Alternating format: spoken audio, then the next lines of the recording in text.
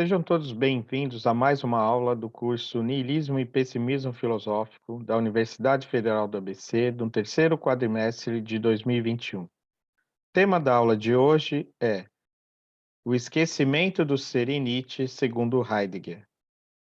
O tema da aula será todo voltado para a discussão sobre os cursos que Heidegger ofereceu sobre Nietzsche nos anos 30, no final dos anos 30, ao qual ele, incluiu ainda alguns ensaios e publicou em 2 volumes no ano de 1961. Esses textos do Heidegger sobre Nietzsche, de fato, oferecem uma interpretação bastante polêmica da filosofia de Nietzsche, bastante contestada pelos estudiosos de Nietzsche, mas bastante importante para a compreensão da crítica que Heidegger faz do pensamento metafísico ocidental e o seu diagnóstico sobre o niilismo. Como se trata, a partir de agora, de investigar as contribuições ao pensamento sobre o niilismo no século XX, nada melhor do que iniciar esse percurso, essa parte do curso, abordando a crítica de Heidegger. Uma crítica que não se dirige apenas e tão somente ao pensamento de Nietzsche, mas a toda a tradição da metafísica ocidental. Tradição essa que ele vê justamente em Nietzsche como o grande consumador, aquele que formula da maneira mais decisiva aquilo que está em jogo na tradição da metafísica ocidental. Quando o platonismo é invertido em Nietzsche, é como se ele revelasse a sua verdadeira essência. E é isso então que nós veremos na aula de hoje, em que eu vou procurar oferecer um roteiro de leitura para os textos de Heidegger sobre Nietzsche, especialmente no que diz respeito a essa questão do niilismo e como isso nos ajuda a entender, pelo menos nas suas linhas gerais, a crítica que o Heidegger faz do niilismo, né? A posição que o Heidegger assume sobre o niilismo, né? Que é uma parte importante da sua própria filosofia. Bem, eu não pretendo falar sobre a vida e a obra do Heidegger como um todo. Um pensador bastante difícil, com uma linguagem bastante peculiar, né, toda uma linguagem, que envolve toda uma dificuldade de tradução, e uma obra que tem o seu valor independente das interpretações que ele faz de Nietzsche e de outros filósofos. Heidegger, de fato, é considerado um dos mais importantes filósofos do século XX. Para a compreensão da sua principal obra, Ser e Tempo, de 1927, eu indico as aulas do professor Fernando Costa Matos, né, no seu canal do YouTube. Ele que é professor também aqui da Universidade Federal do ABC, ele desenvolveu este ano um seminário de leitura sobre Ser e Tempo, né? E com esses vídeos, certamente é possível ter aí indicações mais precisas do projeto filosófico de Heidegger em Ser e Tempo. Um projeto que é tributário da fenomenologia de Husserl e também de uma postura diferente em relação à metafísica ocidental. Já ali se apresenta uma crítica da metafísica, em que vai justamente conduzir o pensamento de Heidegger a partir dos anos 40 para uma nova etapa, onde, digamos assim, a linguagem poética substitui a linguagem conceitual filosófica, que sempre parece estar enredada numa armadilha pela qual a verdadeira questão sobre o ser acaba sendo eludida. Então, todas as obras do Heidegger têm em vista essa questão sobre o ser, mas ele demonstra como a metafísica foi, constituída por uma questão sobre o ser doente, né, o ser daquilo que é, né, da ontologia fundamental, que, no entanto, ao invés de desvelar o que era o ser mesmo, acabou ocultando o ser. E é por isso que ele vai ler a história da metafísica ocidental como o esquecimento do ser. É a partir disso também que ele estuda os filósofos antigos, sobretudo os pré-socráticos, tentando justamente recuperar essa questão perdida sobre o ser, que ficou então enterrada pelas decisões platônicas na origem da metafísica ocidental. Bem, todo esse projeto filosófico, como eu disse, né, ele é bastante complexo, eu não tenho condições de apresentar para vocês as teses principais de Ser e Tempo e de outros textos dos anos 20, 30 e 40, né? E nem mesmo aquilo que se desenvolve no assim chamado segundo Heidegger, a partir da década de 50, né, quando, em 1949, ele publica a Carta sobre o Humanismo e rompe com a filosofia existencial, que era também uma referência importante do seu pensamento, o existencialismo de Kierkegaard e dos alemães Jaspers, e outros que seguiu paralelamente ao existencialismo francês, do qual ele tentou se afastar, né, a partir do momento, então, que ele desenvolveu todo um pensamento sobre o poético. Toda a trajetória do Heidegger pode ser apreendida na exposição feita por essa obra do Benedito Nunes, que é nosso principal intérprete da filosofia do Heidegger, né?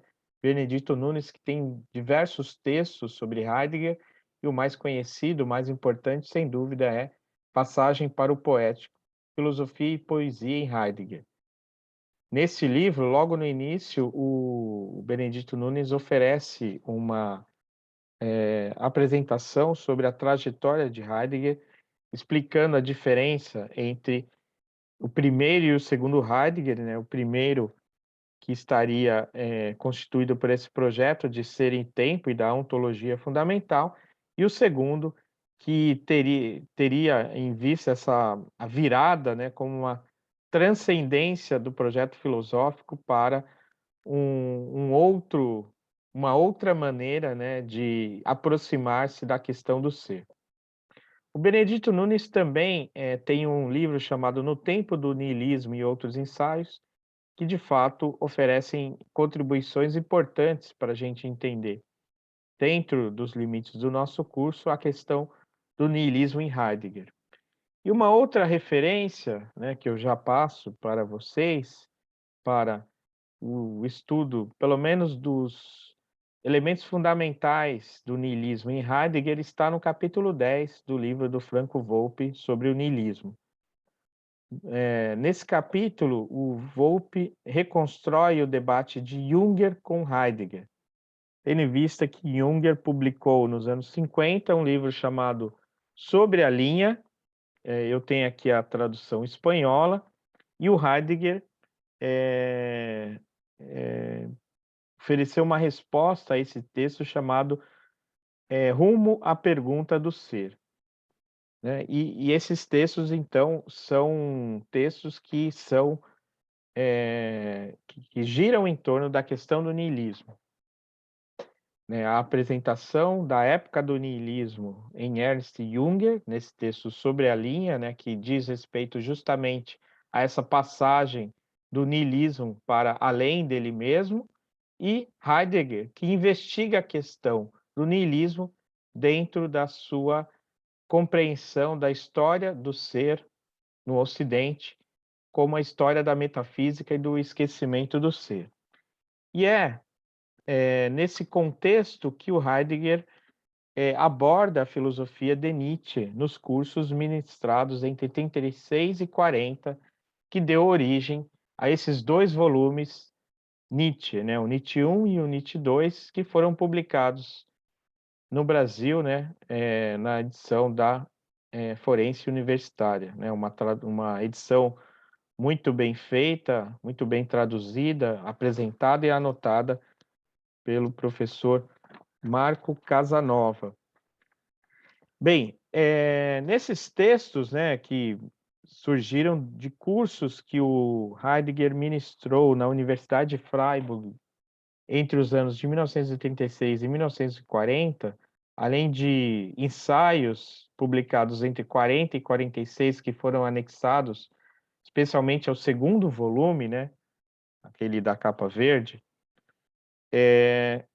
que constituem, né, essa grande obra que é dividida em 3 partes, ou melhor, em 10 capítulos, né.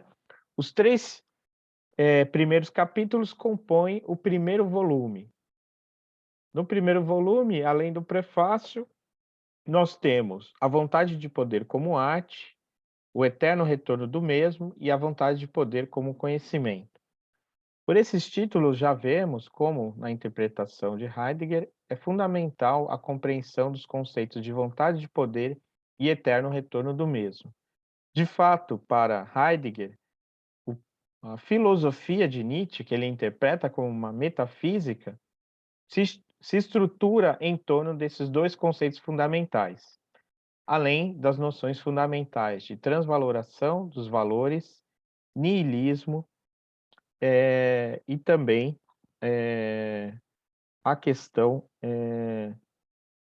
do além do homem, né? Muito bem. O segundo volume continua, né? A numeração a partir do quarto capítulo, que se chama O Eterno Retorno do Mesmo e a Vontade de Poder, e que na verdade é um resumo do primeiro volume. O quinto se chama O Niilismo Europeu, e é uma análise muito detalhada da questão do niilismo em Nietzsche a partir dos fragmentos póstumos. De fato, para Heidegger, a grande obra filosófica do Nietzsche é a obra não publicada sobre a vontade de poder, que que é composta, né, principalmente pelos fragmentos póstumos, aqueles fragmentos sobre o niilismo, a vontade de poder e o eterno retorno que não chegaram a ser publicados. A Metafísica de Nietzsche, título do sexto capítulo, né, está, como eu disse, né, estruturada em torno dessas noções fundamentais. Há ainda um capítulo chamado A Determinação Histórica Ontológica do Niilismo, que é o sétimo, a Metafísica como História do Ser, que é o oitavo, que pode ser visto, né, como um excurso em que o Heidegger apresenta a sua história da metafísica como a história do ser e do esquecimento do ser, e esboços para a história do ser enquanto metafísica, que é o 9, além de concluir com um texto chamado A Lembrança da Metafísica. Portanto, nós temos neste curso sobre o Nietzsche, na verdade, não apenas uma apresentação ou uma interpretação da filosofia de Nietzsche, mas muito mais do que isso, um pouco da compreensão filosófica de Heidegger sobre a história da metafísica enquanto história que perseguiu o ser, mas deixou-o escapar. E, no final das contas, acabou esquecendo de se perguntar pelo ser que se tratava de conhecer no início, né? É a história desse desvio, desse esquecimento e desse ocultamento, que é a história da metafísica ocidental, para a qual, segundo Heidegger, Nietzsche oferece a sua consumação. Bem, no prefácio, logo nas primeiras páginas do primeiro volume, né, o Heidegger apresenta Nietzsche como uma coisa a ser pensada, a coisa de seu pensamento. Então ele diz: Nietzsche, o nome do pensador, encontra-se como título para a coisa de seu pensamento. A coisa, o caso litigioso, ou a causa, né? A Sache, é em si mesma uma confrontação. Deixar o nosso pensamento se inserir na coisa mesma, prepará-lo para ela, isso foge ao conteúdo da presente publicação.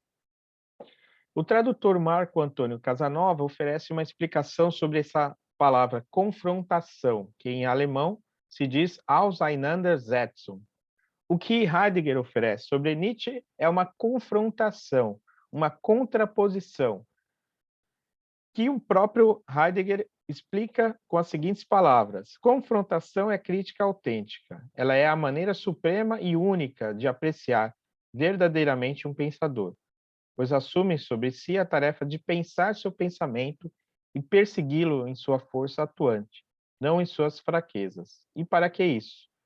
Para que, por intermédio da confrontação, nós mesmos nos libertemos para o supremo esforço do pensamento. Então, confrontação aqui tem o sentido não limitado de uma crítica, de uma rejeição, ou de uma análise. Mais do que isso, confrontação diz respeito ao confronto entre dois pensadores, Heidegger e Nietzsche, em um momento decisivo do pensamento ocidental, da história do pensamento ocidental, em que se trata de pensar a coisa que se trata, né, que é justamente a questão do ser, no caso de Heidegger. E é colocando o pensamento de Nietzsche em torno dessa questão sobre o ser doente, né, o ser daquilo que é que Nietzsche é visto como um momento da metafísica ocidental. Momento esse diante do qual Heidegger se coloca como um crítico que observa esse momento e dele oferece uma crítica, se afastando, né, se confrontando com isso e oferecendo, a partir disso, um pensamento específico e original diante dessa tradição, né? Então, é uma confrontação não apenas com Nietzsche, mas com toda a metafísica ocidental. Bem, inicialmente,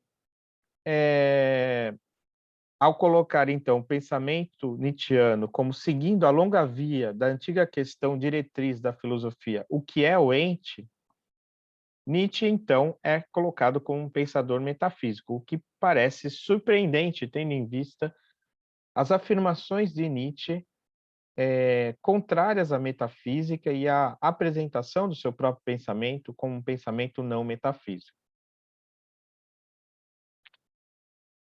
Mas o próprio Heidegger está ciente, né, desse caráter, digamos, inusitado da sua interpretação e se coloca, então, ou problematiza essa opinião que ele coloca já logo no início do livro.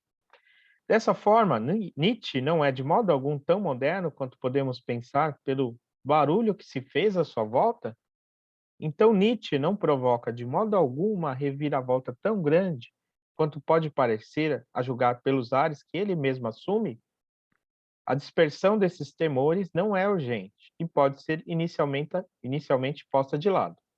Em contrapartida, a indicação de que Nietzsche se encontra na via de questionamento da filosofia ocidental deve apenas deixar claro que ele sabia o que é filosofia. Esse saber é raro. Somente os grandes pensadores o possuem. Os maiores o possuem da maneira mais pura sob a figura de uma questão constante. A questão fundamental como a questão propriamente fundadora, como a pergunta sobre a essência do ser, não foi desdobrada na história da filosofia. Nietzsche também se mantém em meio à questão diretriz. Bem, com essas palavras, o Heidegger também justifica, né, o peso que ele dá a Nietzsche, né, e a importância que ele lhe dá a esse pensador na medida em que ele dedica a Nietzsche toda essa confrontação, todas essas páginas desse curso, né, ou desses cursos oferecidos na década de 30. Nietzsche aparece nesse curso, nesses textos, como um grande filósofo, talvez o grande filósofo da era contemporânea, da era do próprio Heidegger, da era, né, que também vai ser entendida como a era do niilismo, a era da falta de sentido e, como veremos, também a era da técnica. Bem, dessa forma, Nietzsche é resgatado, né, do lugar de um pensador apenas iconoclasta e marginal da história da filosofia para ser o pensador central da contemporaneidade, da atualidade de Heidegger. Vale dizer, né, que, conforme diz Löwith, né, num livro chamado Heidegger, Pensador de um Tempo Indigente, num dos ensaios presente nesse volume, né, eu tenho aqui a tradução espanhola da editora Fundação, a Fundo de Cultura Econômica, né, tem um texto aqui em que ele faz uma espécie de resenha do livro de Heidegger sobre Nietzsche, né, que foi publicado em 1961, e ele diz que justamente o Nietzsche começou a ser interpretado pela filosofia de maneira mais aprofundada nos anos 30 do século XX, ou seja, cerca de 50 anos depois em que ele escreveu a sua obra, né, que foi basicamente escrita na década de 1880 do século XIX.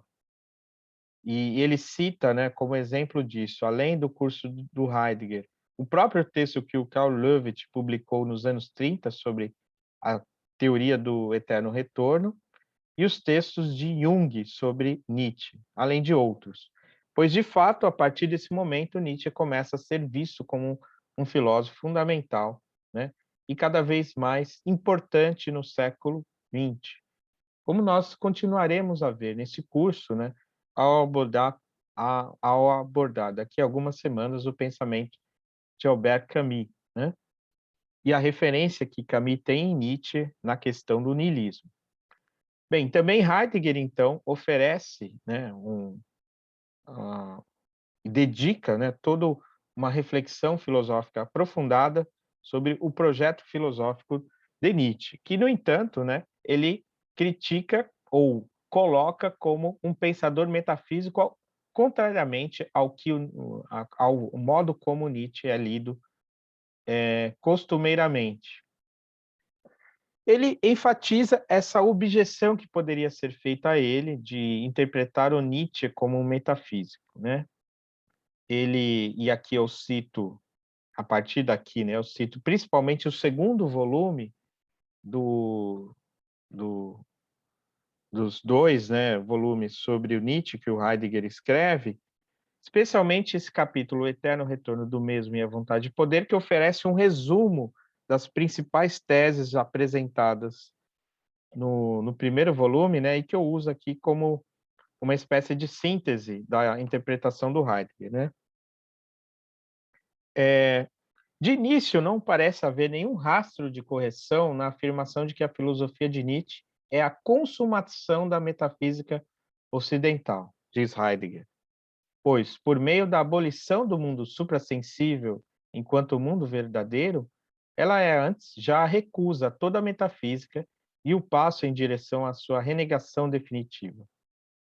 O pensamento fundamental de Nietzsche, a vontade de poder, ainda contém, em verdade, uma indicação da interpretação da entidade doente na totalidade com vontade. A vontade pertence ao saber.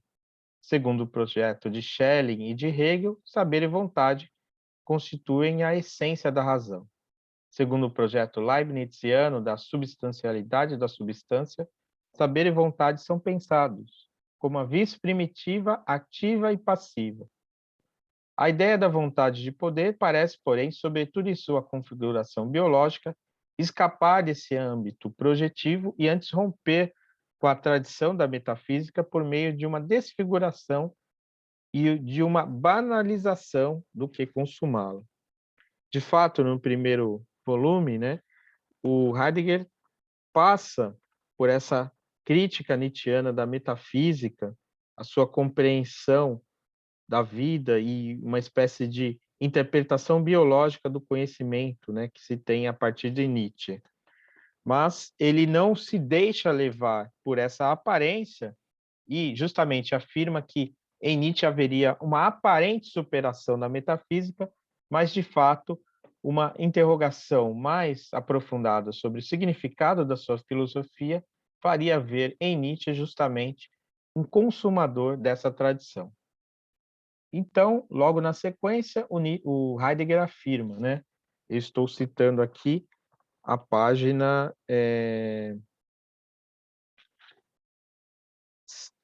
2 do segundo volume, né?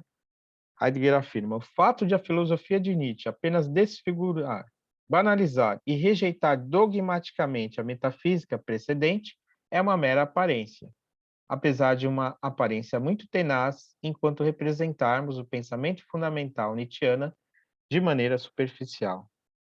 A superficialidade consiste em uma postergação de uma meditação histórica sobre a metafísica ocidental e em uma reflexão sobre as posições fundamentais, particulares dos projetos realizados que se mantêm nos limites daquilo que eles mesmos denunciam.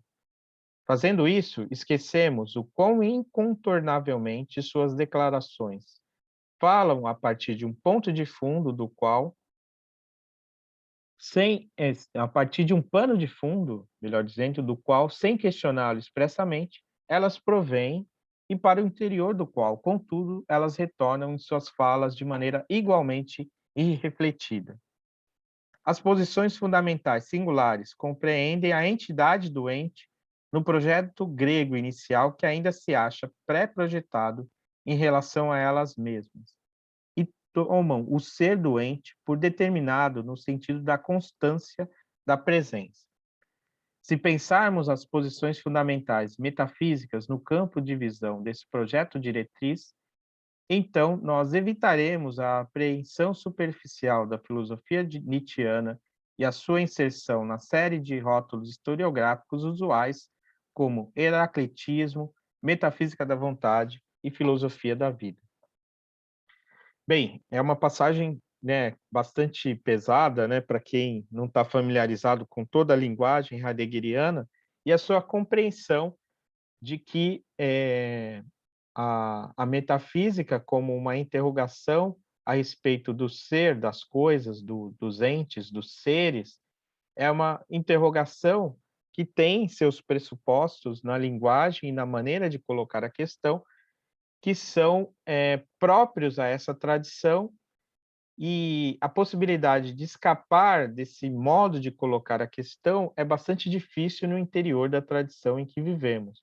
É por isso, então, até que o Heidegger, né, vai, a partir, né, da segunda parte da sua trajetória filosófica, assumir uma nova forma de pensar que se aproxima do pensamento poético, justamente para escapar dessas armadilhas que, em geral, estão presentes em todos os autores da tradição da metafísica ocidental, mesmo em Nietzsche, mesmo quando observamos a sua filosofia como contrária ao platonismo, como um tipo de filosofia heraclitiana, uma filosofia da vida que escaparia a esses padrões.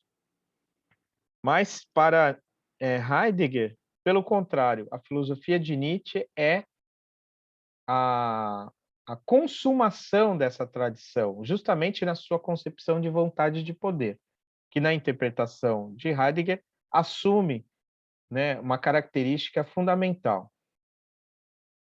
Ele diz, na sequência, né, a vontade de poder é a essência do próprio poder, interpretando aqui Nietzsche, né, e mais do que isso, no começo do segundo volume, resumindo toda a interpretação oferecida no primeiro volume. A vontade de poder é a essência do próprio poder. Essa essência consiste na superpotencialização do poder em meio à elevação disponível de si mesmo. A vontade não é algo fora do poder, mas o comando para o exercício do poder que impera na essência do poder. A determinação metafísica do ser como vontade de poder permanece impensada em seu conteúdo decisivo e se torna uma presa da incompreensão, enquanto o ser só é posto como poder ou como vontade, e a vontade de poder é explicada no sentido de uma vontade enquanto poder ou de um poder enquanto vontade. Pensar o ser, a entidade doente, enquanto vontade de poder, significa conceber o ser como a liberação do poder em sua essência, de tal modo que o poder, vigorando incondicionadamente, estabelece o ente como o objetivamente efetivo no primado exclusivo contra o ser e faz com que o ser caia em esquecimento. Bem, para entender tudo isso, né, deve-se levar em conta o projeto heideggeriano, né, da sua interpretação da metafísica, pois em Heidegger, como nos explica Franco Volpe, né, no seu capítulo do niilismo, do livro sobre o niilismo, né, dedicado a Heidegger. Em Heidegger, a metafísica é entendida não como disciplina filosófica, mas como clareira, Lichtung, do próprio ser, ou seja, como maneira de o ser se abrir e se ocultar ao homem, maneira característica da história do pensamento ocidental.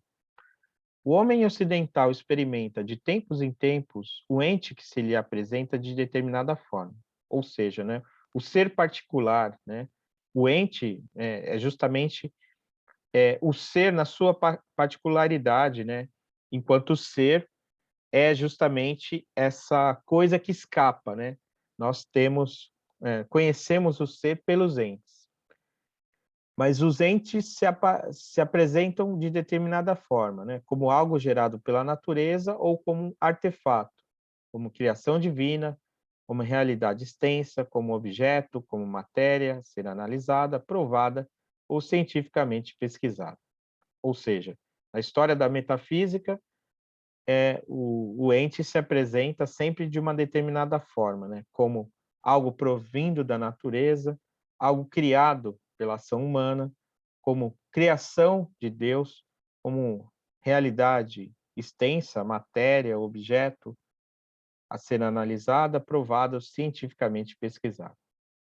O que o ente é, ou melhor, qual é o ser do ente, é coisa que se capta cada vez de modo diferente. Ora, na compreensão do que os entes são em seu ser, o homem não fica no plano dos entes, transcende-o, e essa transcendência para Heidegger é metafísica. Para o homem ocidental, a metafísica é o modo fundamental de compreender o ser do ente. A metafísica realmente acontece pelo apresentar-se do ente de uma certa forma, com seu determinado ser, ao homem que o compreende. De quando em quando, determinada compreensão do ser do ente ganha consistência, vale dizer, estabelece determinada resposta à questão que é o ente, esquecendo-se a abertura originária do apresentar-se, do Anwesen.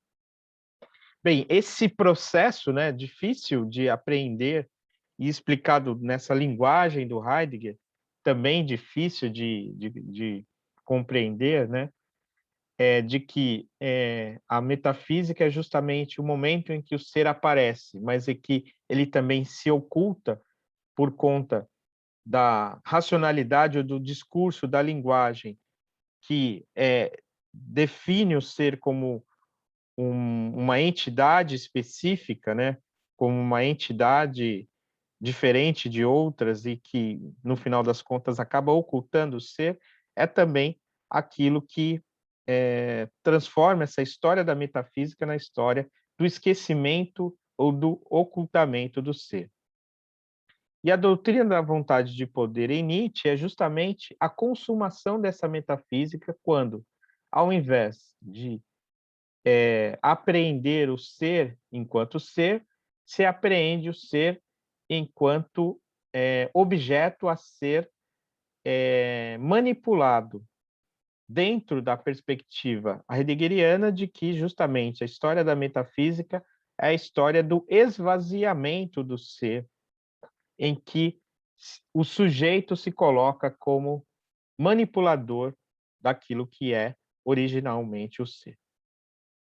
Como explica Franco Volpe, né, cuja a explicação e apreensão desse ponto eu sigo aqui mais uma vez, dizendo na página 91, o seguinte: quando o ente é definitivamente compreendido e determinado como vontade de poder e como trabalho, né, como técnica, no final das contas, quando o essencial é assegurar e tornar disponível o ente como fonte possível de energia, então a abertura originária do apresentar-se do ente, isto é, seu ser suscetível de diferentes compreensões do ser, se fecha. Instaura-se assim não só o esquecimento do ser, mas também o esquecimento desse esquecimento. O verdadeiro niilismo metafísico é precisamente essa situação em que não há mais nada do ser. Portanto, né, para Heidegger há um vínculo entre a compreensão do ser como vontade de poder e o niilismo, que é justamente esse esvaziamento do ser. E é por isso que há toda uma relação entre vontade de poder e niilismo em Nietzsche, e também a ideia do eterno retorno do mesmo, que na interpretação de Heidegger deve ser compreendida em torno dessa metafísica da vontade de poder. Para Heidegger, são 6 os passos essenciais que devem ser dados na compreensão da metafísica de Nietzsche, e que também ajudam a compreender a conexão entre o eterno retorno do mesmo e a vontade de poder. O Heidegger oferece, né, essa sintetização ainda naquele 4º capítulo, que é o primeiro da segunda parte, na página 3. Então, são 6 os passos. O pensamento do eterno retorno do mesmo pensa antecipadamente o pensamento fundamental da vontade de poder em termos de história da metafísica, ou seja, em seu acabamento.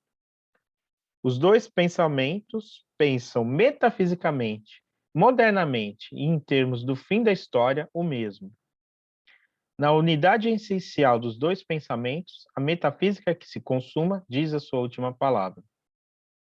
O fato de a unidade essencial permanecer inexpressa fundamenta a era da ausência de sentido consumada. Justamente, a metafísica da vontade de poder e o eterno retorno do mesmo, né, conduziriam à era do niilismo, que é a era da ausência de sentido consumada. Essa era preenche, é o 5º passo, a essência da modernidade, que só chega a si mesma por meio daí.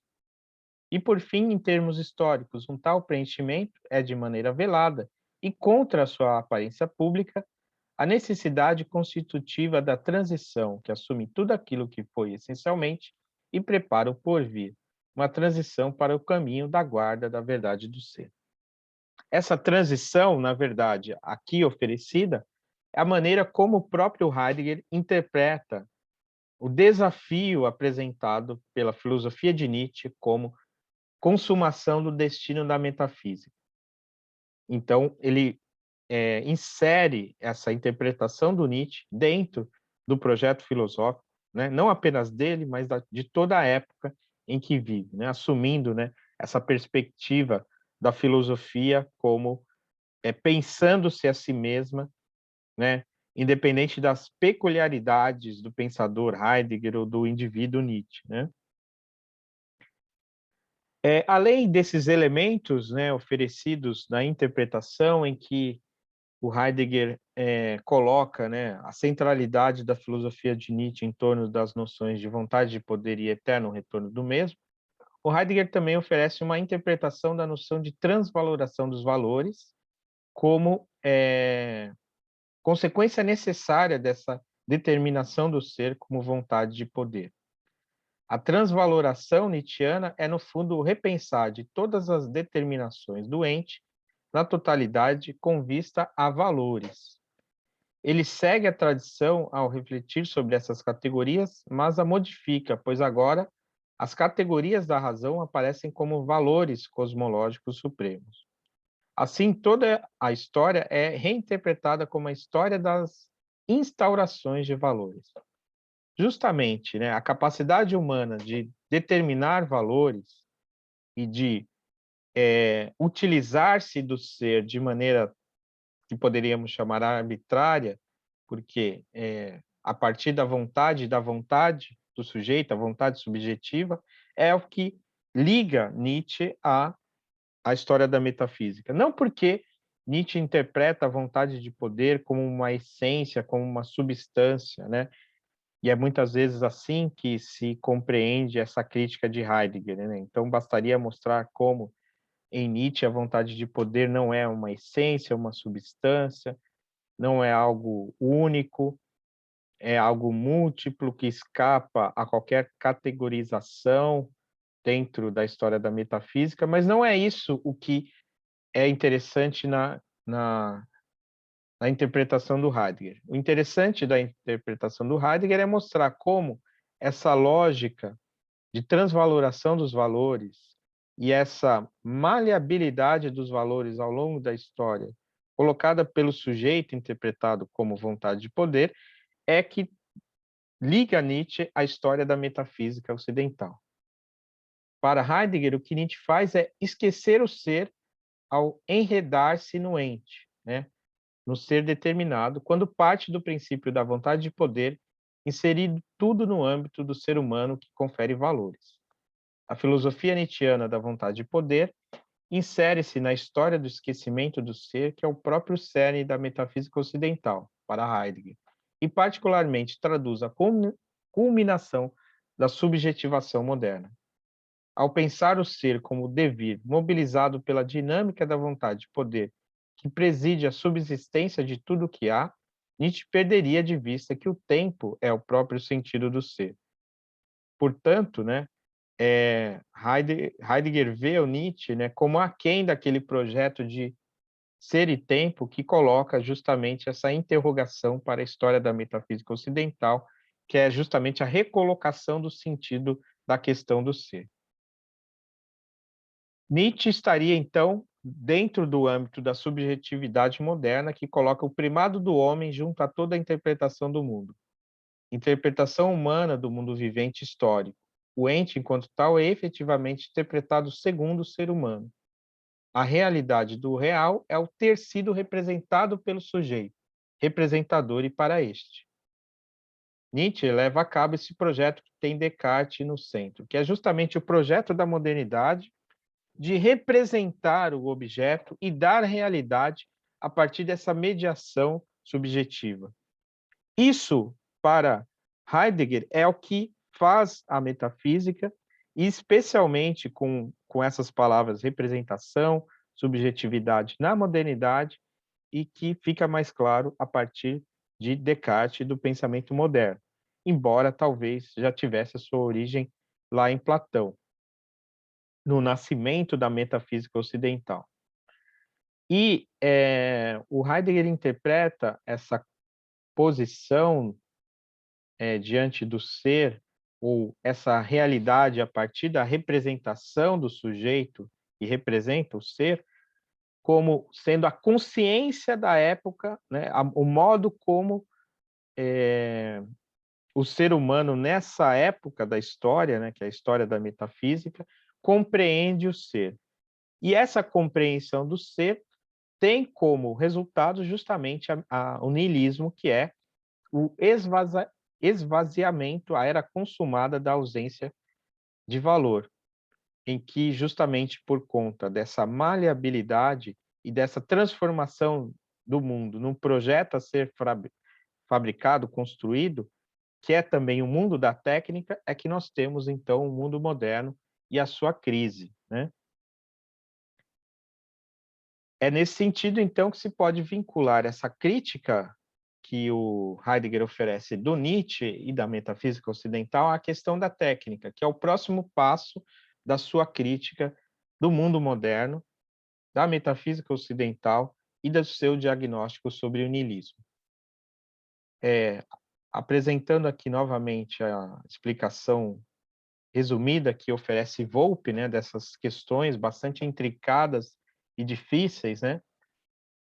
Não se trata aqui de ilustrar os passos pelos quais, na reconstrução heideggeriana, o platonismo passa pela metafísica da vontade de poder e como a transcendência do ideal platônico se transforma até inverter-se na rescendência do niilismo.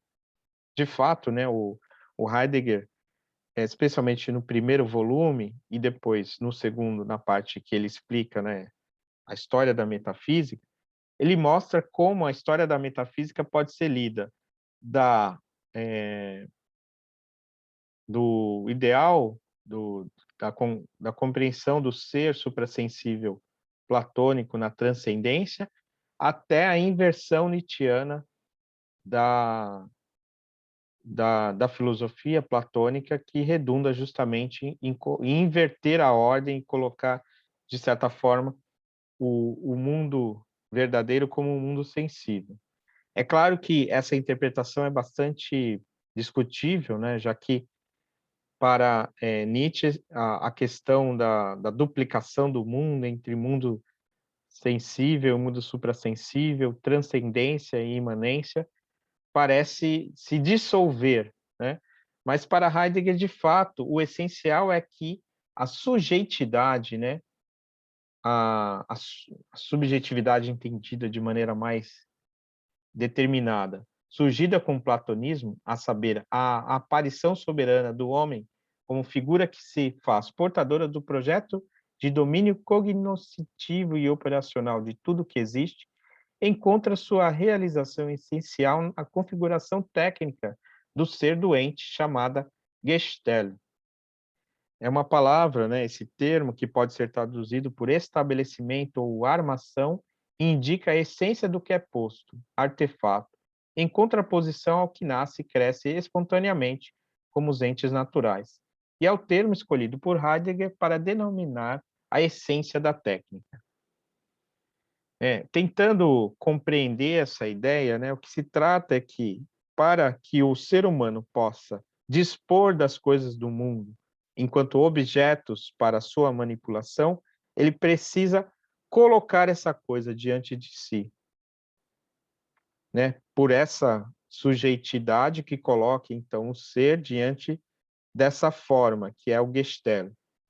Esta, por sua vez, como mobilização total do mundo na forma do trabalho, a técnica, é a figura epocal em que o ser se manifesta e, ao mesmo tempo, se oculta, ao termo do destino metafísico do Ocidente. Por conseguinte, platonismo e niilismo constituem para Heidegger dois extremos do mesmo paradigma, a metafísica, ambos considerados homogêneos e funcionais à essência da técnica.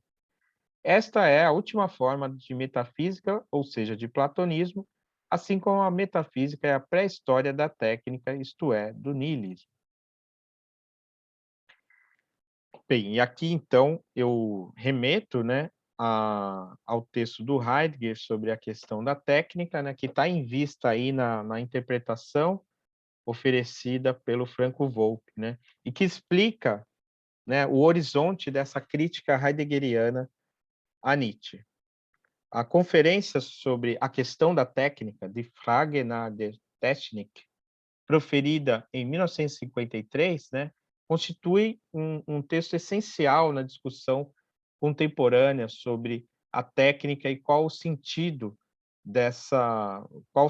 digamos, metafísico dessa maneira de compreender as coisas do mundo, de expor as coisas do mundo, algo que foi bastante debatido pelos filósofos no início do século, especialmente por um filósofo que nós vamos abordar na próxima aula, que é o Oswald Spengler, né, que escreveu um livro chamado O Homem e a Técnica, né, justamente no momento, né, entre a Primeira e a Segunda Guerra Mundial, em que a produção de artefatos, e no caso artefatos destrutivos, né, acelerou-se de uma forma inaudita, né? A concepção moderna da técnica, né, que Heidegger apresenta nessa obra, nessa conferência, né, é a passagem é, é, da compreensão da produção como uma espécie de imitação da natureza para um requerer da natureza, como aquilo que será utilizado e consumido por via de um outro modo de intervenção humana. Para exemplificar isso, Heidegger dá o exemplo de que há uma diferença entre o moinho de vento, a ponte de madeira sobre o rio, ou a semeadura e a colheita destinadas à sobrevivência do camponês, o guarda florestal que percorre as trilhas entre as árvores, de um lado, e a usina hidroelétrica, a agroindústria e a indústria madeireira, de outro. Essas formas da técnica, né, possíveis na contemporaneidade por conta, né, do avanço das forças produtivas, mas também do modo de concepção humana das coisas do mundo, né, tendo em vista as, as necessidades dessa subjetividade entendida de forma cada vez mais universal e abstrata, que transforma a técnica em algo, né, que transforma a maneira como o ser humano se coloca diante do ser. Para o homem moderno, segundo Heidegger, que requer das coisas a satisfação de suas necessidades naturais e instituídas, desocultar é tirar proveito, desabrigar a partir do critério da utilização.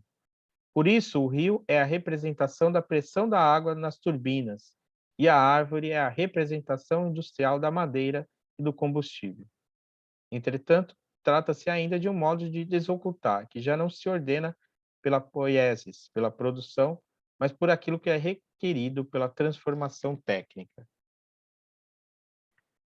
Heidegger afirma, né, nesse texto, nessa conferência, que é bastante difícil, né, mas que tem uma importância fundamental, né, como eu disse, na discussão contemporânea sobre a técnica e da qual, né, discussão essa que pertence também à questão do niilismo.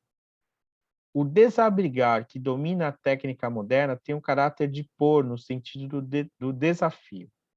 Este acontece pelo fato de a energia oculta na natureza ser explorada, do explorado ser transformado, do transformado ser armazenado, do armazenado ser novamente distribuído e do distribuído renovadamente ser comutado. Explorar, transformar, armazenar e distribuir são modos de desabrigar. Este, contudo, não decorre de modo simples. Também não desemboca em algo indeterminado. O desabrigar desabriga para si mesmo os seus próprios e múltiplos caminhos engrenados, porque os dirige. A direção mesma, por seu turno, é conquistada em todos os lugares. A direção e a segurança tornam-se, inclusive, os traços fundamentais do desabrigar desafiante. Bem, todas essas palavras e essas frases, né, estonteantes, vertiginosas do Heidegger, têm em vista justamente compreender a essência moderna da técnica e da representação moderna de verdade. Na imagem moderna do mundo, a natureza aparece como complexo de forças passível de ser calculado. Cálculo e experiência são maneiras de fazer com que a natureza se anuncie como uma totalidade assim concebida. E é assim, então, que se apresenta essa concepção de Gestalt, né? A armação, como é traduzida, refere-se ao modo próprio de desocultar que corresponde à essência da técnica moderna. E a armação refere-se também a algo que nada tem de técnico. Isso quer dizer que, se examinássemos a técnica em todos os seus elementos e, eventualmente, viéssemos a conhecer todos eles, ainda assim a essência da técnica permaneceria oculta, pois conhecer a técnica como trabalho, instrumento ou meio equivale a avisar as determinações antropológicas que nelas estão contidas, mas que não revelam sua essência. Desviando-se dessa representação humanista, Heidegger pretende atingir o modo como, na armação, acontece o descobrimento pelo qual o homem é provocado a desabrigar o ente de um modo peculiar, que corresponde à consideração da natureza como um reservatório de energias que ele pode utilizar. A armação seria, assim, ainda aproximadamente, a própria disponibilidade ou a reunião originária dos elementos disponíveis pela qual os entes se apresentam para o homem através da representação calculante da ciência. Disso deriva, aliás, a impressão de que a técnica moderna seria ciência aplicada. Bem, aqui, né, nós temos muitas ideias, né, que estão apresentadas aí de modo bastante resumido, né, nessas citações que eu fiz da conferência de Heidegger sobre a técnica, mas que justamente servem como complemento dessa crítica à metafísica e ao niilismo da época contemporânea que faz Heidegger a partir desses cursos sobre Nietzsche. É claro que nós nunca poderemos esgotar, e ainda mais num curso que não tem em vista aprofundar-se no pensamento heideggeriano, todos os detalhes e as nuances da crítica que o Heidegger oferece a Nietzsche, à metafísica e ao niilismo de sua época. Mas, a partir do debate do Heidegger com Junger e com Nietzsche, nesses textos, nós conseguimos, pelo menos, vislumbrar um pouco do projeto heideggeriano de superação da metafísica que vai se apresentar, sobretudo, nos textos da sua segunda fase, para os quais, no entanto, eu remeto à apresentação que do pensamento de Heidegger faz Benedito Nunes, né, nesses textos que eu mencionei no início. E assim, então, eu encerro essa aula sobre o esquecimento de ser em Nietzsche, segundo Heidegger, e convido-os a dar continuidade a essas reflexões nas nossas próximas aulas, em que nós abordaremos a questão da técnica a partir de Spengler, né, que oferece, digamos assim, uma compreensão da época, de modo mais palatável para compreender essa questão, e alguns dos seus desdobramentos fatídicos no século XX, e que ainda nos preocupam, né, no momento em que a técnica e essa disposição humana das forças naturais apresentam-se também como altamente destrutivas e vislumbram no niilismo aquilo que há de mais perigoso, ou talvez aquilo que há de mais abismal na experiência humana moderna e contemporânea do niilismo, dessa era, né, que é a era da consumação da falta de sentido, segundo Heidegger, né. Bem, com isso então eu encerro a aula de hoje, né, eu remeto à leitura desses textos, que devem ser digeridos e ruminados, textos difíceis, que são os textos do Heidegger, e a experiência filosófica que ele, torna possível. Encerro então a aula de hoje e espero revê-los na próxima aula, na continuidade desse curso sobre o niilismo e o pessimismo filosófico. Até mais.